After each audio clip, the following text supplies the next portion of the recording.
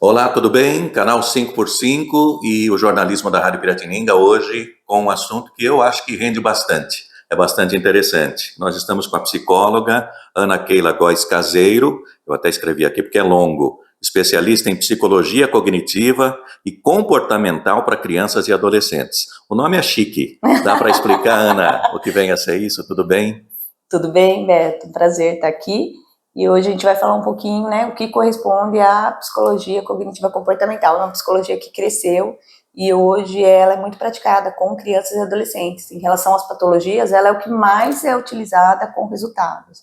A psicologia cognitiva comportamental, ela está relacionada que nós temos pensamentos e esses pensamentos, quando distorcidos, quando errados, quando negativos, eles influem, né, diretamente nas nossas emoções e eles refletem no nosso comportamento. Na psicoterapia cognitiva comportamental, nós não trabalhamos o passado, o que aconteceu, nós trabalhamos o aqui e agora, o presente. Então, está tudo relacionado com o presente.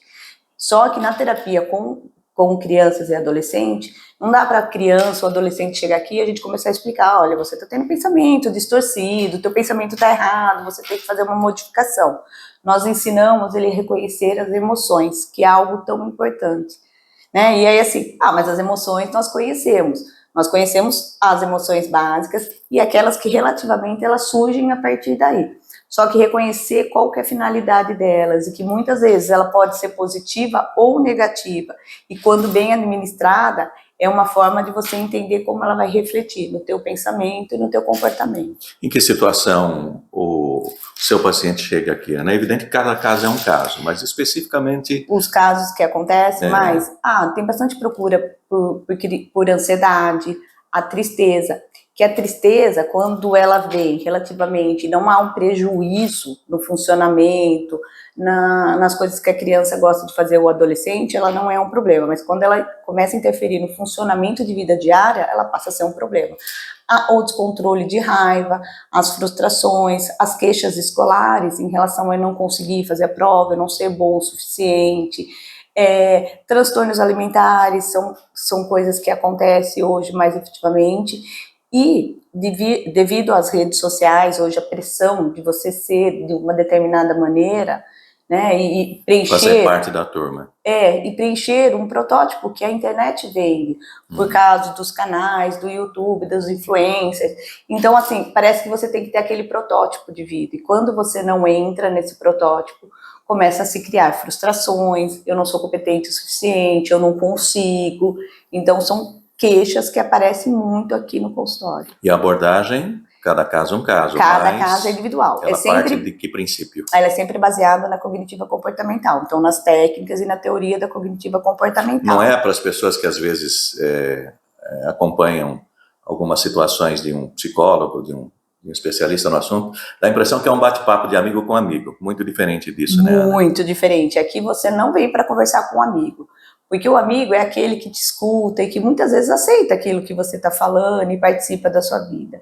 Nós, enquanto psicólogo, nós não temos o envolvimento emocional com o paciente, mas nós temos a afetividade, que é diferente.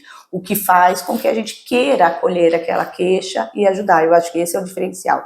Mas é sempre baseado em técnicas, em teorias, que aqui ela é feita individualmente. Apesar da queixa ser parecida, mas cada caso é tratado individualmente, porque às vezes o que serve de uma técnica, de um determinado protocolo, não serve para outro paciente, porque cada paciente é único. Então, o que nós devemos analisar aqui, qual que é a queixa e o que vai funcionar, o que aquele paciente traz individualmente e como que eu vou trabalhar individualmente. Então, o que eu trabalho, de repente, com um, não é a mesma técnica com o outro, porque, de repente, não vai funcionar.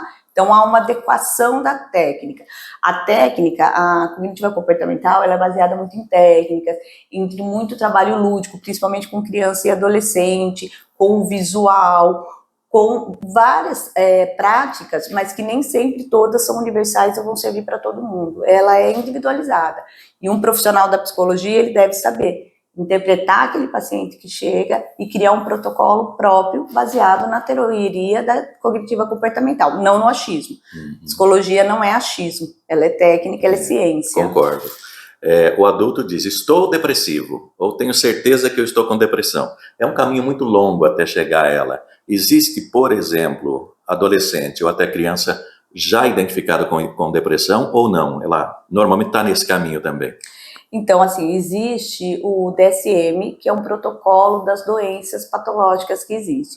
Então, diante do que vai trazendo, da investigativa e da avaliação psicológica, nós vamos enquadrando dentro desse protocolo. É claro que no dia a dia todo mundo tem um pouquinho de tudo pelo achismo popular, mas é claro que aqui nós vamos fazer um diagnóstico, porque às vezes a depressão, por exemplo, clássica, a gente acha que é aquela pessoa que fica na cama, apática e não faz nada.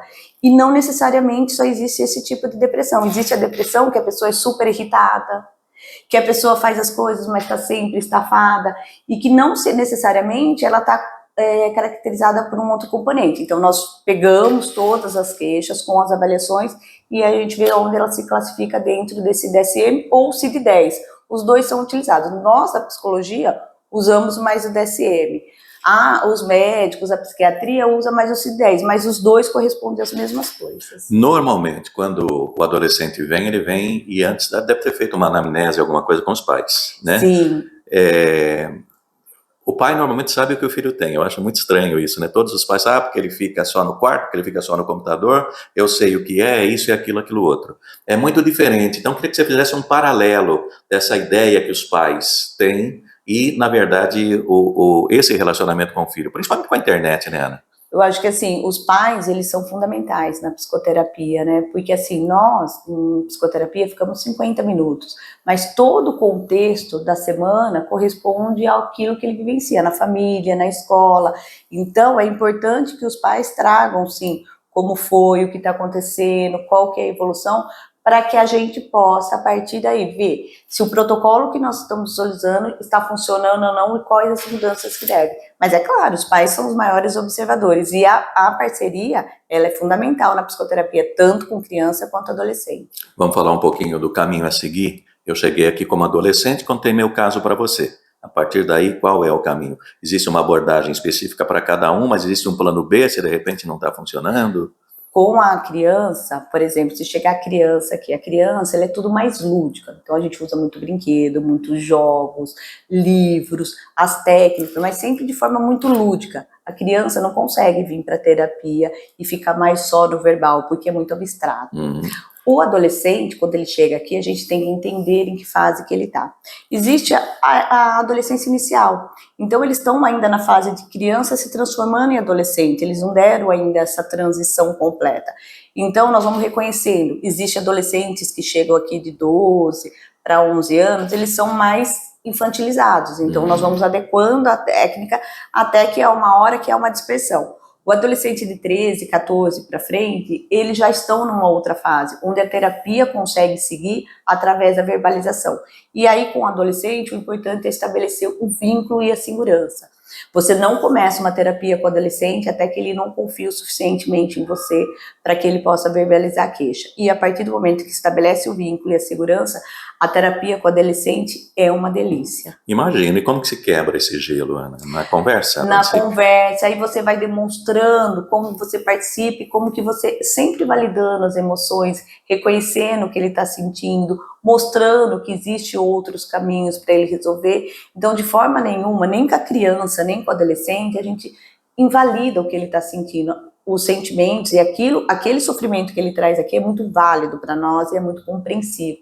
E aí, a partir daí, nós começamos a fazer o segmento. O vínculo terapêutico com o psicólogo, com a psicóloga, ele é fundamental para qualquer bom desempenho no tratamento psicológico. Se não existe vínculo, se não existe confiança, o tratamento não anda para frente. É a velha história do santo bateu, tem que bater. Tem que bater, e às vezes não bate, mas assim... Imagino, mas aí existe a briga também, exatamente, né? É válida, porque às vezes existe a resistência. A criança, ela não é tão resistente quanto o adolescente. O conquistar o adolescente, vamos dizer assim, para a psicoterapia, é um processo que tem que ter cautela, tem que saber falar a linguagem do adolescente. É aquela história, eu não quero, mas minha mãe fez eu vir aqui. Exatamente, e aí você vai demonstrando que a resistência é grande. Passa a ser o ambiente dele, um ambiente acolhedor, onde ele pode vir trazer as questões. E tudo que ele traz como questão acaba sendo importante, porque aquilo interfere no bem-estar dele. E aí ele se sente acolhido, porque a adolescência para para o pai de adolescente é difícil, e para o adolescente também é difícil, o adolescer é difícil. E aí quando começa a mostrar, olha, é completamente normal, isso acontece com outros adolescentes, você pode resolver dessa determinada maneira, as coisas funcionam muito bem. Os adolescentes, eles se dão muito bem na terapia, eu tenho muita facilidade com eles. Que bom, isso é bom. Tem aquela velha história, já fui 3 sessões e não resolveu nada. As pessoas às vezes não têm essa ideia de que é como se fosse um profissional da área de medicina que dá um remédio, o remédio cura ou não cura, e ele dá um outro remédio. Isso não diferente, tem. totalmente diferente. Totalmente. Né? A psicologia é um processo de construção. Nada começou em 3 sessões, nada começou em 3 dias, nada começou ontem e eu tô vindo procurar já uma terapia, porque demora um tempo pra gente procurar. E esse processo de construção também da terapia é um processo, onde as coisas vão caminhando e vão evoluindo de forma calma e lentamente. Eu sou da teoria que a rapidez não leva a nada. Nós temos que ir fazendo pequenos ganhos, e os pequenos ganhos é que vão levando a grandes conquistas. Quando a gente faz apressado e resolve uma coisa momentaneamente, às vezes a gente resolve, mas tem várias outras coisas na lacuna. Entendo. Bom, até para a gente encerrar, pode até ser clichê, mas é aquela velha história. O relacionamento pai e filho precisa obrigatoriamente estar andando lado a lado, né, Ana? Porque senão o conflito vai acontecer, né? É muita diferença, não só de idade, mas de comportamento como um todo, né? Eu acho que assim, os pais, a parentalidade em si é algo extremamente importante. Nós, quanto pais, né, eu como mãe e como psicóloga, pode dizer que a gente não tem um livro, um manual pronto, em que a gente possa ler como educar os filhos. Isso não existe, porque cada filho é um, cada um tem um traço de personalidade, cada um é individual, que é uma coisa que eu sempre prezo. Mas nós podemos ter a direção, o mapa de como guiar nossos filhos nos melhores caminhos. Quando a gente entende nossos filhos no emocional, né, no biológico, no cognitivo e no social, nós temos o mapa, e o mapa vai dando as direções. A gente pode mudar as direções, a gente pode redirecionar.